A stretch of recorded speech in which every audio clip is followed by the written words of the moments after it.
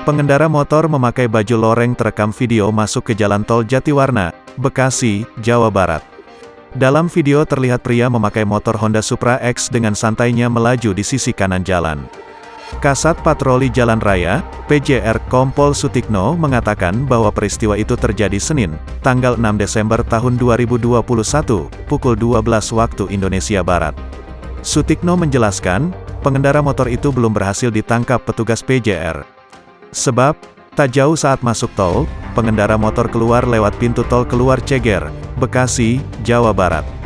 Ketika plat nomor diperiksa, polisi tak dapat melacak plat nomor tersebut. Diduga, motor tersebut bodong. Kalau enggak kedata kami repot carinya, kalau kedatakan gampang alamatnya di mana kami samperin atau kami beri imbauan agar enggak masuk tol, jelasnya dikonfirmasi. Informasi sementara dari petugas tol, motor tersebut masuk bersama rombongan truk TNI. Motor sudah sempat diteriaki petugas tol, namun panggilan itu tak digubris oleh pengendara. Saat di tol, motor itu juga tak beriringan dengan truk TNI tersebut. Sehingga di dalam video tak terdapat truk TNI yang berdekatan dengan motor tersebut.